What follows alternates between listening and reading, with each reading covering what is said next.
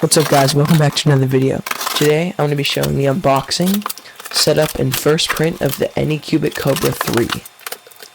This is the first video of the series. I'm probably going to make a couple more videos on how I got this printer and just the printer overall, other than the unboxing.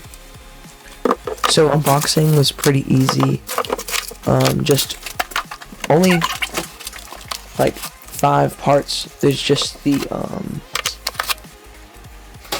main bottom and the top. So first step comes with a bunch of extra parts and all that. First step was to connect both of the big parts together. Installing the frame with 4 screws. After that, you connect some wires.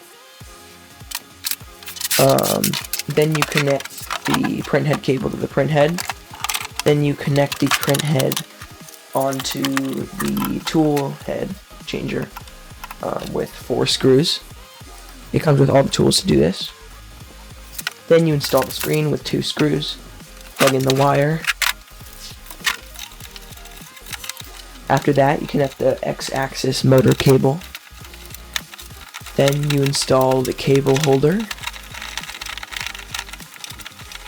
After that, you install the purge wiper.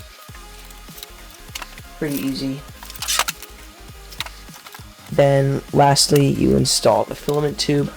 Connect them together with a filament connector. Then you install the spool holder.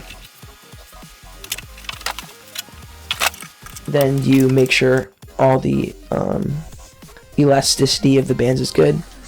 Then you can take off those. And here's the first power on. When you power on, it'll ask you a couple questions. You just put in the questions, connect to your Wi-Fi, and then you can connect the cloud, which is your phone. And if you connect it to your phone, it'll automatically, if you log in on your slicer, connect it to your slicer also.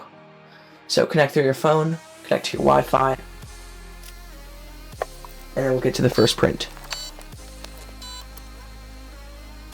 So you have to plug in this red USB, and it does an automatic bed leveling, vibration compensation, resonance testing, all by itself. So after that's done,